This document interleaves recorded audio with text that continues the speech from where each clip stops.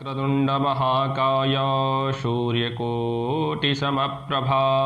निर्विघ्नं कुरु मे देवा सर्वकार्येषु सर्वदा। नमस्कार, जय श्री कृष्णा। प्रिय दर्शकों, हाजिर हूँ इस विशेष कार्यक्रम कुंडली योग में। मैं पंडित शुभम पांडे लेकर के आया हूँ आप लोगों के बीच में कुछ विशेष जानकारियाँ। आज मैं बात करने वाला हूँ चंद्र ग्रह को लेकर के। यदि आपके पत्रिका में चंद्रमा मजबूत हैं तो आप कौन सा व्यापार कर सकते हैं या किस सेक्टर में आप जा कर के जॉब कर सकते हैं। साथ में दोस्तों मैं बात करने वाला हूं चंद्र ग्रह को लेकर के, क्योंकि चंद्रमा में ज्योतिष शास्त्र में मन का कारक माना गया है। चंद्रमा एक स्त्री कारक ग्रह भी होते हैं। मैंने चंद्रमा को लेकर के बहुत सारे अपवाद भी मैंने सुने हैं। मैंने अपने ज्योतिष काल के समय में शिक्षण के दौरान में मैंने अपने गुरुजनों के आशीर्वाद के तौर पे मैंने चंद्रमा को लेकर के जो मैंने अध्ययन किया, तो मुझे ये महसूस हुआ अगर आपके जीवन में बहुत सारे राजयोग लगे हुए हैं और यदि अगर आपका चंद्रमा कमजोर है तो आप उन राजयोगों का लाभ उतना नहीं ले पाएंगे जितनी आप खुद से या ज्योतिष आपसे उपेक्षा उम्मीद या रखते हैं। साथ में एक चीज और बताना चाहूंगा, यदि आपके पत्रिका में चंद्रमा मजबूत हैं, बहुत सारे प्लैनेट कमजोर हैं, तो आप अपने बुद्धि, विवेक, ऐश्वर्य और बुद्धिमता के क्षेत्र से, विवेक से आप अपने बहुत सारे काम आप सार्थक के तौर पे, उम्मीद के तौर पे सारे काम आप बना ले जाएंगे। साथ में दोस्तों एक चीज और बताना चाहूंगा, व्यक्तिगत तौर पे यदि आप अपनी पत्रिका का विश्लेषण विचार कराना चाहते हैं तो नीचे दिए गए हुए नंबरों पे आप हमसे डायरेक्ट बात कर सकते हैं और आप व्यक्तिगत तौर पे जान सकते हैं अपने समस्त ग्रहों की कंडीशन। अब मैं दोस्तों मैं बात करने वाला हूं कि आप चंद्रमा को अगर मजबूत या कमजोर अगर आपको जानना है तो आप या तो किसी ज्योतिष के पास में जाएंगे। इस कार्यक्रम के माध्यम से आपको मैं बताने वाला हूं कि आपको कहीं भी जाने की जरूरत नहीं। आप इस अगर कार्यक्रम को पूरा आप देख लेंगे तो आप खुद से समझ जाएंगे कि आपका चंद्रमा कमजोर है, मजबूत है या फिर किस हालात में है। साथ में इस कार्यक्रम के लास्ट में चंद्रमा के संबंधित हम आपको महा उपाय भी बताने वाले हैं यदि अगर आपके चंद्रमा कमजोर हैं। अब आपको मैं बताने वाला हूं चंद्रमा कमजोर होने के लक्षण। जब किसी व्यक्ति का चंद्रमा कमजोर होता है तो वह व्यक्ति हमेशा हमेशा चिंतित रहता है, काम में उसका मन नहीं लगता है, काम में स्थिरता नहीं रहती, बार बार वो अपना बिजनेस को, अपने कार्य को बार बार वह चेंज करता है, कभी दिल्ली तो कभी मुंबई, बार बार वो अपने स्थान को भी वह परिवर्तित करते रहता है। अच्छे लोगों की वो संगति में नहीं रहता है, हमेशा हमेशा गुस्सैले स्वभाव का रहता है, चिंतित रहता है, उदासीन रहता है, हमेशा हमेशा मन में गंदे इधर उधर के विचार वगैरह आते रहते हैं। साथ में उसके अच्छे दोस्त नहीं रहते हैं। पति पत्नी में हमेशा हमेशा उस व्यक्ति के साथ में तनाव बना रहता है। आय में निरंतरता नहीं बनी रहती, आय में हमेशा हमेशा उतार चढ़ाव की कंडीशन हमेशा हमेशा बनी रहती है। चंद्रमा अगर किसी व्यक्ति का कमजोर होता है तो उस व्यक्ति को मौसम जनित बीमारी हमेशा हमेशा सताती हैं, सर्दी, जुकाम, फीवर। साथ में शारीरिक तौर पे अपने आप को वीक या कमजोर सा जैसे महसूस करता है, उसको खाने पीने में रुचि भी नहीं होती है, शरीर से दुबला पतला वगैरह भी रहता है, मन हमेशा हमेशा उसका तपता रहता है, बुरी संगति में वह व्यक्ति चला जाता है। साथ में यदि आपका पत्रिका में चंद्रमा 6, 8, 12 भाव में विद्यमान होते हैं तो चंद्रमा अपना शुभ फल नहीं आपको प्रदान करा पाते। चंद्रमा राहु या केतु के साथ में, शनि के साथ में या किसी नीच ग्रह या फिर शत्रुगत राशि के साथ में या फिर उस ग्रह के साथ में विराजमान होते हैं या उस चंद्रमा के ऊपर किसी क्रूर ग्रह की दृष्टि होती है तो चंद्रमा अपना शुभत्व किसी भी व्यक्ति को नहीं प्रदान करा पाते हैं।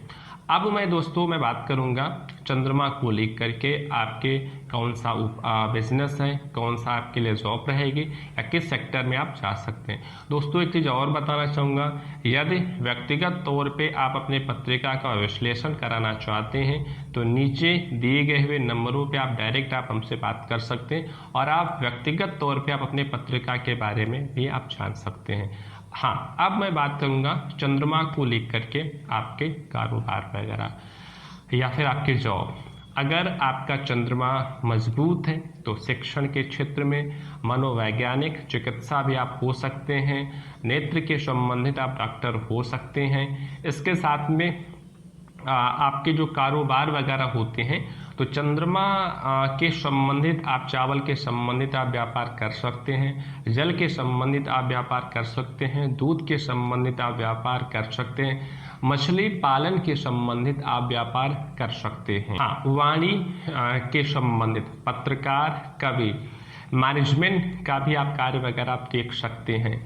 शंख के संबंधित आप व्यापार कर सकते हैं, मोती के संबंधित आप कारोबार वगैरह कर सकते हैं, दूध डेयरी के संबंधित भी आप कार्य कर सकते हैं, जल के संबंधित भी आप कारोबार वगैरह कर सकते हैं। शंख मोती के संबंधित आप कारोबार वगैरह कर सकते हैं, मछली पालन के संबंधित भी आप कारोबार वगैरह कर सकते हैं।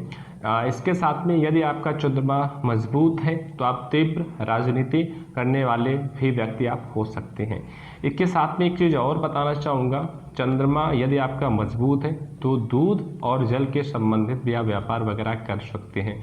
जलीय स्तर के माध्यम से या जितने भी होने वाले कार्य हैं आप उसके संबंधित आप कारोबार वगैरह कर सकते हैं।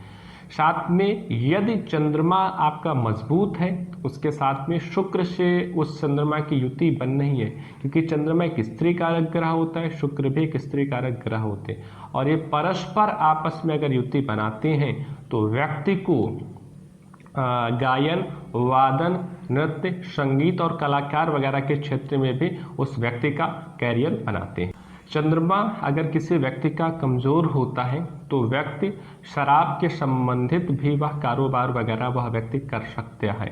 चंद्रमा जब किसी व्यक्ति का खराब होता है तो व्यक्ति लॉटरी, जुआ, सट्टा इत्यादि वगैरह के संबंधित वो दिक्कत परेशानी में वह व्यक्ति हमेशा हमेशा फंसते हैं, उसका मन बार बार ऐसी सारी चीज़ों में जाता है। अब मैं बात करने वाला हूँ दोस्तों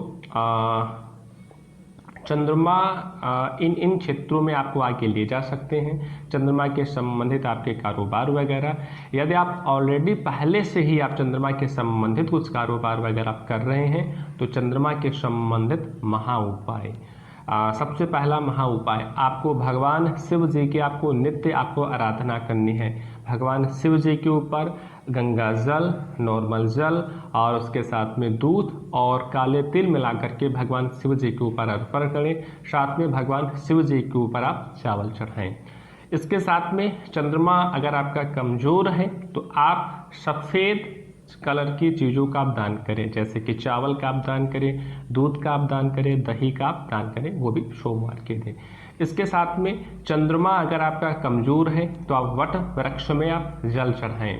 आपका चंद्रमा कमज़ोर है तो बहते हुए जल में आप स्नान करें। मछलियों को आप दाना डालें, आटा मछलियों को आप खिलाएं। चंद्रमा अगर आपका कमज़ोर है तो हमेशा हमेशा अच्छा सोचें आप, कृपया कृपया करके दूसरों के लिए आप भला सोचें, लालच से आप बचें। चंद्रमा यदि आपका कमज़ोर है तो आप अपने चारपाई में पैरों के तरफ चांदी की कील आप गाड़ें।